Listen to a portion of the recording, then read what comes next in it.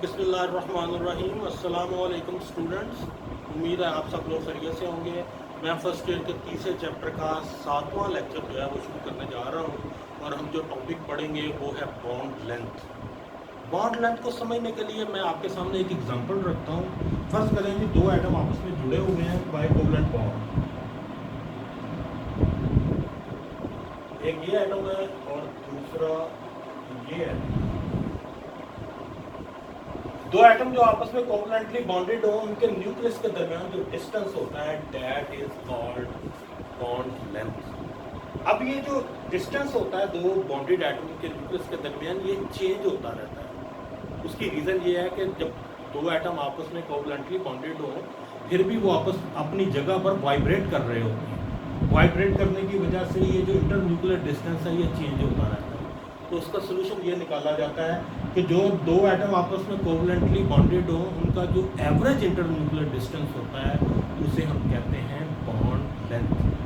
Bond length का जो ऐसा यूनिट होता है उसे हम पिकोमीटर कहते हैं, क्योंकि ये बॉन्ड लेंथ की जो वैल्यू होती है ये आमतौर पर बहुत छोटी आती है। एटम आपको पता है साइज में बहुत छोटे होते हैं, तो इसका जो यूनिट आता है वो आता है पिकोमीटर। एक पिकोमीटर जो है ये 10⁻⁻12 मीटर के बराबर होता है। इसके अलावा एंगस्ट्रम भी यूज़ किया जाता है।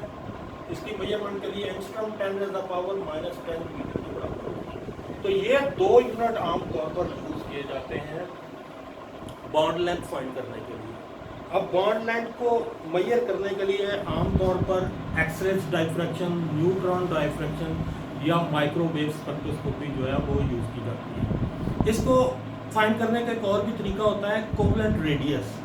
तो पहले मैं जरा थोड़ा सा बात कर लूँ कोवलेंट रेडियस पर। ये बॉन्ड लेंथ में तो ज़रूरी नहीं है कि दोनों एटम जो आपस में जुड़े हुए हैं वो सिमिलर हो, लेकिन कोवलेंट रेडियस निकालने के लिए ज़रूरी होता है कि दो सिमिलर एटम आपस में जुड़े हों, उनके दरमियान कोवलेंट बॉन्ड हो, तो फिर न्यूक्लियस से लेकर जो दूसरे न्यूक्लियस तक का जो डिस्टेंस होता है उसके हाफ को हम कहते हैं कोवलेंट रेडियस। और बॉन्ड लेंथ निकालने के लिए हम दो एटम जो आपस में जुड़े हों उनके कोवलेंट रेडियस को हम आपस में जमा कर लेते हैं। लेकिन आमतौर पर यह देखने में आता है कि जो दो मुख्तलिफ एटम जब आपस में जुड़े हों उनके कोवलेंट रेडियस को हम जमा करें तो जो बॉन्ड लेंथ आती है, एक्सपेरिमेंटल बॉन्ड लेंथ जो होती है वो उससे हमेशा कम होती है।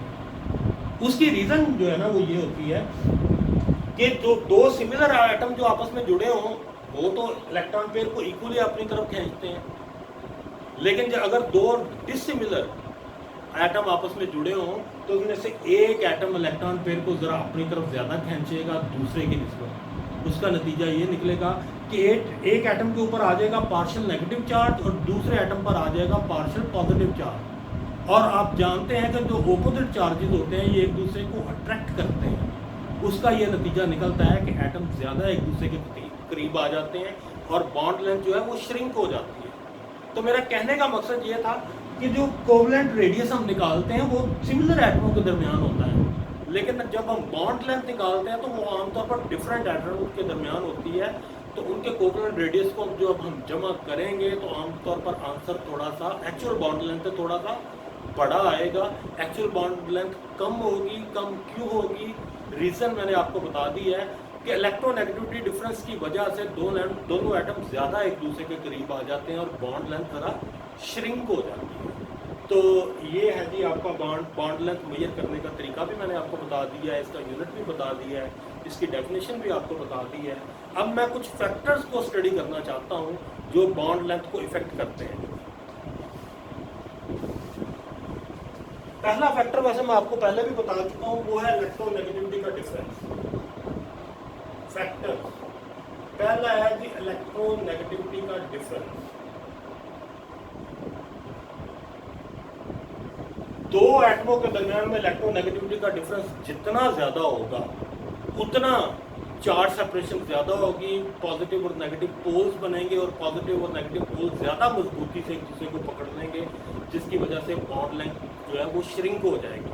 तो greater the electronegativity difference smaller will be the bond length. ये पहला फैक्टर है। दूसरा फैक्टर है टाइप ऑफ हाइब्रिडाइजेशन।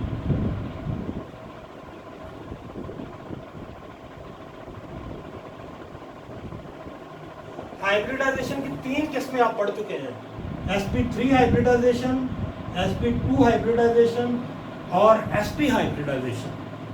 अगर sp3 हाइब्रिडाइजेशन हो तो दोनों एटमों के दरमियान जो बॉन्ड लेंथ होगी वो कंपैरेटिवली ज़्यादा होगी। अगर आप sp2 की तरफ आएंगे तो बॉन्ड लेंथ थोड़ी सी श्रिंक हो जाएगी, और अगर आप sp की तरफ आएंगे तो बॉन्ड लेंथ और कम हो जाएगी, क्योंकि जितना आप s करैक्टर बढ़ाते जाएंगे किसी भी एटम के अंदर, उतना उसके अंदर एसिडिटी या चार्ज सेपरेशन उसमें बढ़ती जाएगी, और ओपोजिट चार्जेस आपको पता है ज़्यादा मजबूती से एक दूसरे को पकड़ते हैं, जिसकी वजह से बॉन्ड लेंथ जो है वो कम हो जाती है। तो सबसे ज़्यादा बॉन्ड लेंथ इन तीनों केसेस में होती है sp3 में, और सबसे कम बॉन्ड लेंथ होती है sp में। दूसरे अल्फाज में आप ये कह सकते हैं कि जितना आप s करैक्टर बढ़ाते जाएंगे मॉलिक्यूल के अंदर, उतनी बॉन्ड लेंथ जो है वो श्रिंक होती जाएगी, कम होती जाएगी। ये दूसरा फैक्टर है जिस पर बॉन्ड लेंथ का इंहिसार है। और तीसरा फैक्टर जिस पर इसका इंहिसार है वो है मल्टीपल नेचर ऑफ बॉन्ड।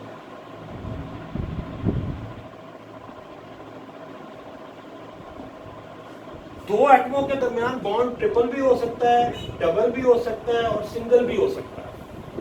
अगर दो एटम को हम एक रस्सी से बांध दें तो बॉन्ड लेंथ जो है फर्ज करें बंद आती है। अगर आप उन्हीं दो एटम को दो रस्सियों से बांधेंगे तो वो ज़्यादा मजबूती से एक दूसरे के करीब आएंगे और बॉन्ड लेंथ जो है वो श्रिंक हो जाएगी। और अगर आप उन्हीं दो एटमों के दरमियान ट्रिपल बॉन्ड बना देते हैं तो वो और करीब आ जाएंगे एक दूसरे के, बॉन्ड लेंथ और श्रिंक हो जाएगी। तो जितने आप नंबर ऑफ बॉन्ड्स एटम के दरमियान बढ़ाते जाते हैं, उतने एटम एक दूसरे के करीब आते जाते हैं और बॉन्ड लेंथ जो है वो कम होती जाती है। तो ये है आपका पहला टॉपिक बॉन्ड लेंथ। मैं दूसरा टॉपिक शुरू करने चाह रहा हूँ, that is dipole moment.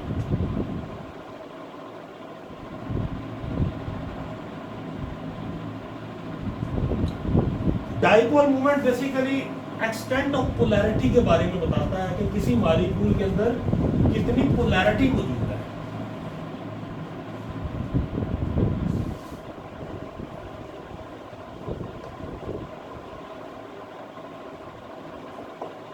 Dipole moment tells us about the extent of polarity in a molecule.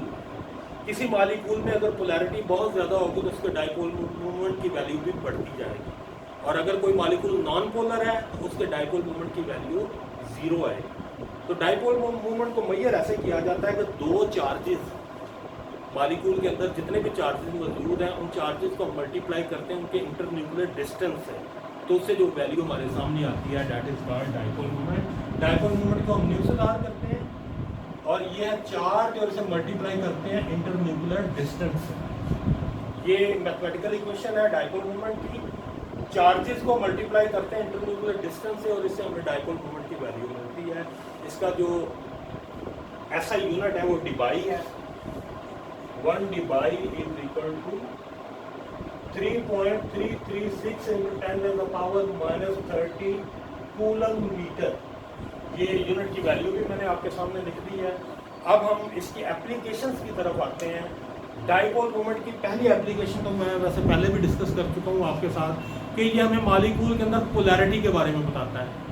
अगर किसी मॉलिक्यूल का डाइपोल मोमेंट 0 है तो इसका मतलब ये हुआ कि उस मॉलिक्यूल के अंदर पोलैरिटी नहीं है, वो नॉन पोलर है। और अगर उसके डाइपोल मोमेंट की कोई वैल्यू है तो इसका मतलब है मॉलिक्यूल पोलर है। ये इसकी पहली एप्लीकेशन है कि ये हमें मॉलिक्यूल के अंदर पोलैरिटी के बारे में बताता है। दूसरी जो इसकी एप्लीकेशन है वो बड़ी इंटरेस्टिंग है क्योंकि ये मॉलिक्यूल के स्ट्रक्चर्स के बारे में हमें इंफॉर्मेशन देता है, यानी स्टीरियोकेमिस्ट्री के बारे में इंफॉर्मेशन देता है। मैं आपके सामने एक सिंपल सी एग्जांपल रखता हूँ कार्बन डाइऑक्साइड की। कार्बन डाइऑक्साइड के अंदर कार्बन ऑक्सीजन के साथ जुड़ी होती है। आपको पता है कार्बन और ऑक्सीजन के दरमियान में पोलैरिटी का डिफरेंस है। इसका मतलब ये हुआ कि कार्बन डाइऑक्साइड में कार्बन और ऑक्सीजन का बॉन्ड जो है वो पोलर होगा, लेकिन कार्बन डाइऑक्साइड का जो मॉलिक्यूल है ये as a whole non polar है। इसके डाइपोल मोमेंट की वैल्यू 0 आती है। ये सिर्फ उसी सूरत में पॉसिबल है अगर कार्बन डाइऑक्साइड का मॉलिक्यूल लीनियर हो, ऐसे, क्योंकि कार्बन और ऑक्सीजन का बॉन्ड तो पोलर है। अगर जितनी पोलैरिटी इधर पैदा हो रही है उतनी पोलैरिटी इधर पैदा हो रही है, ये एक दूसरे को कैंसिल कर देते हैं। कार्बन डाइऑक्साइड के मॉलिक्यूल की स्ट्रक्चर की जो कंफर्मेशन है वो डाइपोल मोमेंट की वैल्यू से ही हुई है, यानी डाइपोल मोमेंट की वैल्यू से ये कंफर्म हुआ था कि ये मॉलिक्यूल लीनियर है। क्योंकि इसमें इंडिविजुअल बॉन्ड पोलर है लेकिन molecule as a whole non polar है। ये इसी सूरत में पॉसिबल है कि ये दोनों बॉन्ड एग्जैक्टली एक दूसरे के आमने सामने हो और शेप लीनियर हो। अगर कार्बन डाइऑक्साइड का मॉलिक्यूल आप ऐसे बना देते हैं तो इसके डाइपोल मोमेंट की वैल्यू आएगी, क्योंकि दोनों जो इंडिविजुअल डाइपोल्स हैं ये एग्जैक्टली एक दूसरे के ऑपोजिट नहीं है। लेकिन कार्बन डाइऑक्साइड के मॉलिक्यूल की जो डाइपोल मोमेंट की वैल्यू है वो जीरो आती है। ये इस बात का प्रूफ है कि ये इसकी करेक्ट स्ट्रक्चर है कार्बन डाइऑक्साइड की, यानी लीनियर स्ट्रक्चर है। एक और इसकी एप्लीकेशन है, वो भी वैसे स्ट्रक्चर से रेलिवेंट है, स्टीरियोकेमिस्ट्री से रेलिवेंट है। ज्योमेट्रिक आइसोमर्स जो होते हैं ये दो तरह के होते हैं, सिस और ट्रांस आइसोमर्स। इन दोनों में फर्क करने के लिए भी डाइपोल मोमेंट की वैल्यू यूज होती है। मैं पहले आपके सामने ये दोनों आइसोमर बनाता हूं तो फिर हम डिटेल से बात करते हैं इसके ऊपर।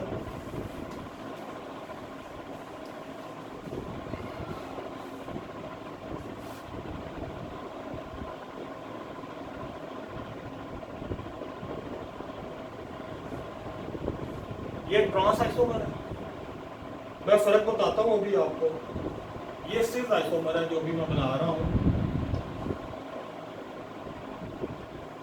ये सिस आइसोमर है। दोनों में फर्क ये है कि इस मॉलिक्यूल में दोनों क्लोरीन या सिमिलर मॉलिक्यूल जो है वो मॉलिक्यूलर प्लेन के एक साइड पे है। ये मॉलिक्यूलर प्लेन है और आप दोनों देख लें, दोनों क्लोरीन नीचे हैं। और इस एग्जांपल में अगर ये मॉलिक्यूलर प्लेन है तो आप देख लें एक क्लोरीन ऊपर है और एक नीचे है। ये डिफरेंस है सिस और ट्रांस में। सिस आइसोमर में दो सिमिलर एटम जो है वो मॉलिक्यूलर प्लेन के एक साइड पे होते हैं और ट्रांस आइसोमर में वो एक दूसरे के ऑपोजिट होते हैं। अब ये जो ट्रांस आइसोमर है इसके डाइपोल मोमेंट की वैल्यू जीरो आती है, जबकि सिस आइसोमर की कोई ना कोई वैल्यू आती है। यानी दोनों में फर्क करने के लिए हम ये डाइपोल मोमेंट की वैल्यू यूज करते हैं। ट्रांस आइसोमर की डाइपोल मोमेंट की वैल्यू इसलिए जीरो आती है कि एक डाइपोल इधर पैदा हो रहा है और एक डाइपोल उसके अगेंस्ट ऑपोजिट पैदा हो रहा है। दोनों डाइपोल एक दूसरे के असर को कैंसिल कर देते हैं और उसका नतीजा ये निकलता है कि इस मॉलिक्यूल का ओवरऑल डाइपोल मोमेंट जो है वो जीरो आता है। लेकिन सिस आइसोमर में ऐसा नहीं है, क्योंकि दोनों डाइपोल एक दूसरे के एग्जैक्ट ऑपोजिट नहीं है। एक डाइपोल अगर इधर पैदा हो रहा है और दूसरा इधर पैदा हो रहा है, इसका मतलब ये हुआ कि अगर इस मॉलिक्यूल की डाइपोल मोमेंट की वैल्यू आप निकालेंगे तो कोई ना कोई वैल्यू निकलेगी। लेकिन इस आइसोमर की अगर डाइपोल मोमेंट की वैल्यू आप निकालें तो वो जीरो आएगी। तो ये जो दो ज्योमेट्रिक आइसोमर्स हैं सिस और ट्रांस, इनमें फर्क करने के लिए भी डाइपोल मोमेंट की जो वैल्यू है ना वो यूज होती है। यानी इनकी स्ट्रक्चर को फाइंड करने के लिए या इनमें डिफरेंस फाइंड करने के लिए डाइपोल मोमेंट की वैल्यू यूज होती है। एक तीसरी एप्लीकेशन है इसकी, ये परसेंट आयनिक करैक्टर निकालने के लिए भी डाइपोल मोमेंट की वैल्यू यूज होती है। उसका मैं फार्मूला आपको लिख देता हूँ, बल्कि आगे न्यूमेरिकल आ रहा है, हम न्यूमेरिकल करते हैं तो आपको पता चल जाता है। तो फार्मूला पहले लिख देता हूँ। Percent ionic character is equal to mu observed divided by mu calculated multiply 100। यानी जो ऑब्जर्व डाइपोल मोमेंट है उसे हम ऊपर रखते हैं, कैलकुलेटेड डाइपोल मोमेंट को हम नीचे रखते हैं और 100 से ज़रब दे देते हैं। तो इससे हमें पता चल जाता है कि मॉलिक्यूल के अंदर परसेंट आयनिक करैक्टर कितना है।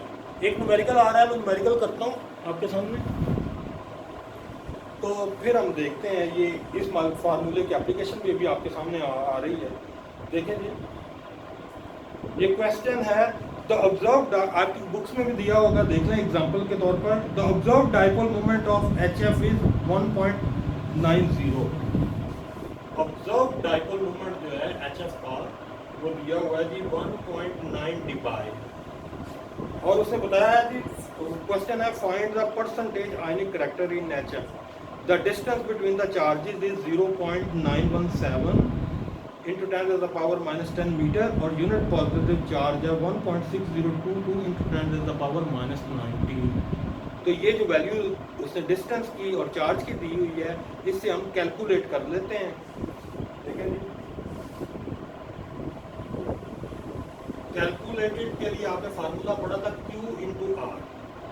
Q की वैल्यू दी हुई है उसने 1.6022 into 10 to the power minus 19। इसे आप डिस्टेंस से मल्टीप्लाई करें 0.917 into 10 to the power minus 10 metre, ये कूलम है।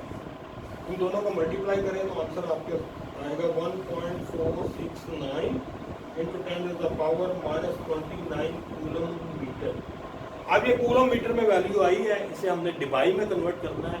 तो डिबाई में कन्वर्ट करने के लिए इसे जो डिबाई का यूनिट मैंने जो पहले लिखा था उससे आप डिवाइड कर दें। That is 3.336 into 10⁻⁻30 coulomb metre और आंसर आपके पास आ गया है 4.4 डिबाई। अब कैलकुलेटेड जो डाइपोल मूवमेंट है वो ये आपके सामने लिखा हुआ है। ऑब्जर्व डाइपोल मूवमेंट ये आपके सामने लिखा हुआ है।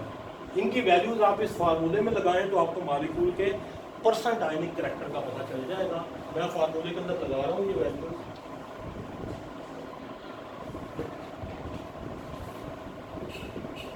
.9 multiply 100 divided by 4.4 is equal to 43.2%। यानी HF का जो मॉलिक्यूल है इसके अंदर आयनिक करैक्टर है 43.2%। तो ये आपका टॉपिक खत्म हो गया है। जो नेक्स्ट लेक्चर है वहाँ से हम जो ना आयनिक कंपाउंड की प्रॉपर्टीज़ पर हम बात करेंगे। Thank you.